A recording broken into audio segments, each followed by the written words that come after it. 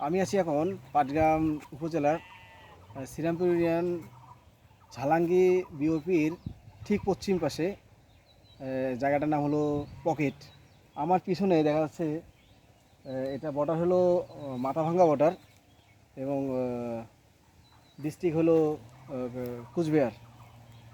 আমার পিছনে আছে দেখা যাচ্ছে অনেক গাড়ি ঘোড়া। এটা হলো রাজ্য সড়ক 12 আসাম হাইওয়ে এবং রাস্তার অপোজিট সাইডে আছে আসাম রেলওয়ে, যেটা সেভেন সিস্টার নামে খ্যাত। 7টা রাজ্যর ট্রেন যাতায়াত করে শুধু একটা মাত্র রেল লাইন দিয়ে। এবং আমার পিছনে যেটা আছে সেটা রাজ্য সড়ক 12। এটা চিকেন লেকের 7টা রাজ্যর মানুষের যাতায়াত, তারপরে ধরেন যে কোনো ট্রানজিশন করে এই রাস্তা ব্যবহার করে তারা। আমাদের যে জায়গাটা আছি এটা পকেট খুবই ডেঞ্জার একটা জায়গা। আমাদের বাংলাদেশ বর্ডার গার্ড বিজিবি তারা আমাদেরকে সতর্ক করছে আপনারা বর্ডারে যায় না, এখানে থেকে আপনারা কন্টিনিউ করতে পারেন। ধন্যবাদ বাংলাদেশ বিজিবিকে এবং ধন্যবাদ আমার সহকর্মী রাকিবুল ইসলাম রিপন।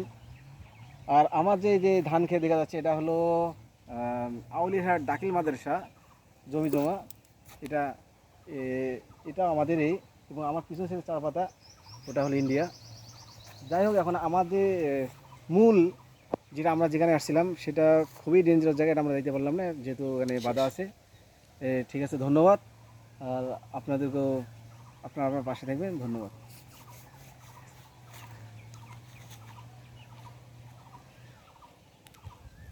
আপনারা দেখতে পাচ্ছেন গাড়ি যাচ্ছে, ইন্ডিয়ান গাড়ি। এবং এটা এই সড়কে, হ্যাঁ এটা করে। এবং আবার লেটেস্ট একটা বিষয় জানার দরকার ছিল। এই রাজ্য সড়ক 12 দিয়ে কিন্তু আপনারা ভুটান যেতে পারবেন। ভুটানের যত ট্রানজ্যাকশন বাংলাদেশের সাথে হয় সেটা ইন্ডিয়ার উপর দিয়ে আমাদের কাছে মাল নিয়ে এসে পাথর, বিশেষ করে বোল্ডার। এই বোল্ডার ধরেন যে বিভিন্ন ধরনের রিভার স্টেশনের মাল টাল নিয়ে আসে। এটার এক্সপোর্ট ইম্পোর্ট হয় বুড়িমারি ল্যান্ডপোর্ট দিয়ে। এখান থেকে সর্বোচ্চ 6-7 কিলোমিটার হবে। আর ইচ্ছা করলে আপনি এখান থেকে আসাম যেতে পারবেন, অরুণাচল প্রদেশ, নাগাল্যান্ড, মিজোরাম, ত্রিপুরা, অরুণাচল প্রদেশ, তারপরে হলো সেভেন সিস্টার নামে যেটা খেত সেটা আপনি এই রুট দিয়ে যাতায়াত করতে পারবেন। ধন্যবাদ।